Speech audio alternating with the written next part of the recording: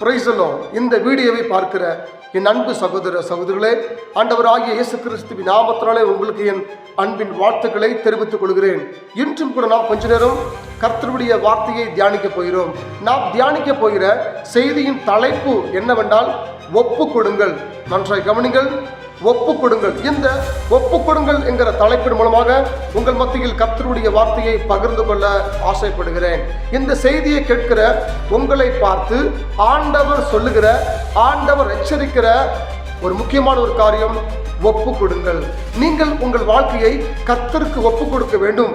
முழுமையாய் உங்கள் வாழ்க்கையை கர்த்தருக்கு ஒப்பு கொடுக்க வேண்டும் என்று தேவன் எதிர்பார்க்கிறார், தேவன் விரும்புகிறார்.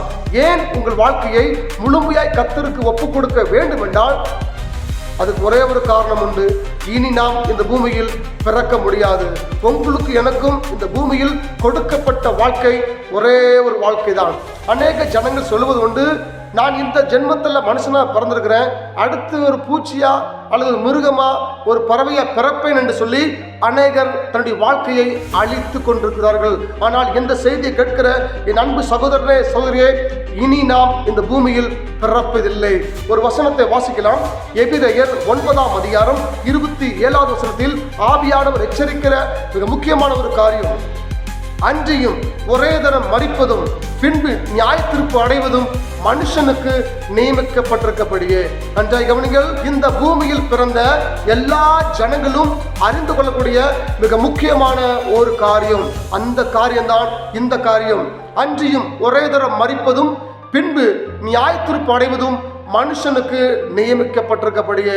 இந்த செய்தியை கவனிக்கிற கேட்கிற என் அன்பு சகோதரனே சகோதரியே, இந்த பூமியில பிறந்த எல்லா மனுஷனுக்கும் ஒரு மரணம் உண்டு. இந்த பூமியில் பிறக்கிற ஒரு மனுஷன், அவன் பணக்காரனாக இருந்தாலும் சரி, ஏழையாக இருந்தாலும் சரி, நல்லவனாக இருந்தாலும் சரி, கெட்டவனாக இருந்தாலும் சரி, அவன் எப்படிப்பட்ட மனுஷனாக இருந்தாலும் இந்த பூமியில் பிறந்த அந்த மனுஷன் மரணத்தை சந்தித்தே ஆக வேண்டும். வசனம் சொல்கிறது, மரணத்தை காணாமல் உயிரோடு இருப்பவன் யார்? இந்த பூமியில் பிறந்த எல்லா ஜனங்களும் ஒரு நாள் மரணத்தை சந்தித்தே ஆக வேண்டும். ஆனால் அந்த மரணத்துக்கு பிறகு என்ன நடக்கும் தெரியுமா? நியாய தீர்ப்பு நடக்கும். யாரும் தப்பிக்க முடியாது. இந்த பூமியில பிறந்த யாருமே தப்பிக்க முடியாது. ஆண்டவர் நியாய தீர்ப்பை வைத்திருக்கிறார். இந்த பூமியில பாருங்க, அநேக கொலை நடக்குது. துணிகரமா கொலை செய்யறாங்க, துணிகரமா பாவம் செய்யறாங்க, துணிகரமாக அக்கிரமங்கள் செய்யறாங்க. ஆனா யாரும் தப்பிக்க முடியாது. நம்முடைய ஆண்டவர் அவர் அன்புள்ளவர். இப்ப பொறுமையா இருக்கிறார். இந்த உலகத்துல பாவம் பெருகிட்டு இருக்குது.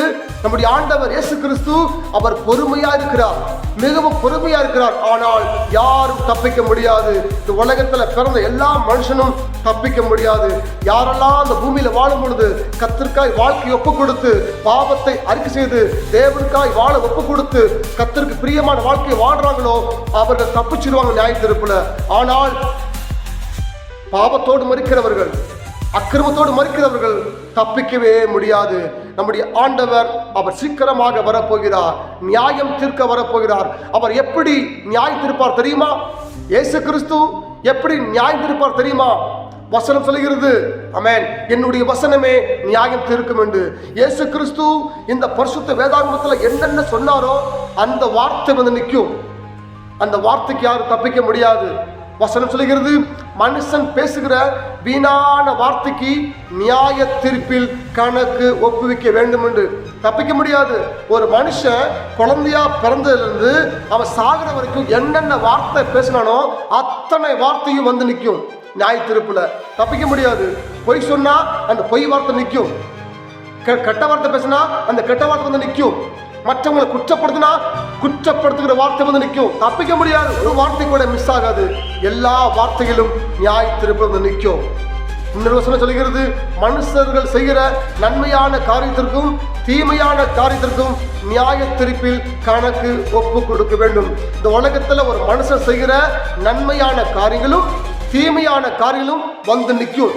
பரலோகத்துல யாருமே தப்பிக்க முடியாது. ஆனால் இப்பொழுது இயேசு கிறிஸ்து உங்களை என்னை நேசிக்கிறார். இந்த செய்தியை கவனிக்கிற என் அன்பு சகோதரனே சகோதரியே, இயேசு கிறிஸ்து அவர் அன்புள்ளவர். எப்படிப்பட்ட பாவம் நம்முடைய வாழ்க்கையில செய்திருந்தாலும் அந்த பாவத்தை மன்னிக்க அவர் அன்புள்ள இரக்கமுள்ள தேவனாய் இருக்கிறார். வசனம் சொல்கிறது, நம்முடைய ஆண்டவர் இரக்கமுள்ளவர், அவர் அன்பு நிறைந்தவர், நமக்காக ஜீவனை கொடுத்தவர். நாம் வீணாய் பேசின வார்த்தைகளை மன்னிக்க அவர் கல்வாரி சிலுவையில் அவர் ஜீவனை கொடுத்தார். நீங்களும் நான் செய்த எல்லாம் தீமையான காரியத்தை மன்னிக்க இயேசு கிறிஸ்து அவர் ஜீவனை கொடுத்தார். அவரை விசுவாசிக்கும் பொழுது, அவருக்காய் நம்முடைய வாழ்க்கையை முழுமையாய் ஒப்புக் கொடுக்கும் பொழுது, எப்படிப்பட்ட பாவமாக இருந்தாலும் அவர் இப்பொழுதே மன்னித்து பரிசுத்தப்படுத்த அவர் ஜீவனுள்ள தேவனாய் இருக்கிறார். நியாய தீர்ப்புல தப்பிக்கணும் அப்படின்னா இயேசு கிறிஸ்து நம்முடைய பாவத்தை மன்னிக்கணும். அவர் நம்முடைய பாவத்தை மன்னிக்கணும் அப்படின்னா நம்முடைய வாழ்க்கையை முழுமையாய் கர்த்தருக்கு ஒப்பு கொடுக்க வேண்டும். இப்பொழுது ஒப்பு கொடுக்கும் பொழுது எல்லா பாவத்தையும் அவர் மன்னித்து விடுவார். நியாய தீர்ப்புல ஒரு பாவமும் நம்ம பக்கத்தில் நிற்காது. நாம் பேசின எந்த ஒரு வார்த்தையும் அங்க வராது. ஏனென்றால் இயேசு கிறிஸ்து பூமியிலே நாம் செய்த எல்லா பாவங்களையும் அவர் மன்னித்து விடுவார். இந்த செய்தியை கவனிக்கிற என் அன்பு சகோதரனே சகோதரியே, வேற வழியே இல்லை, வாழ்க்கையை ஒப்பு கொடுத்தது ஆகணும். இப்போ ஒப்பு கொடுக்கல அப்படின்னா, சிகரெட் அடிக்கிறீங்களா, ஒப்பு கொடுத்துருங்க. கஞ்சா போடுறீங்களா, கஞ்சா அடிக்கிறீங்களா, ஒப்பு கொடுத்துருங்க. அந்த கணேச கோயில போடுறீங்களா, ஒப்பு கொடுத்துருங்க. பீடி வலிக்கிறீங்களா, ஒப்பு கொடுங்க. மதுபானம் குடிக்கிறீங்களா, ஒப்பு கொடுத்துருங்க. விபச்சாரம் செய்யறீங்களா, ஒப்பு கொடுத்துருங்க. எப்படிப்பட்ட பாவம் செய்தாலும் கர்த்தர் மன்னிக்க அவர் இரக்கமுள்ள தேவனா இருக்கிறார்.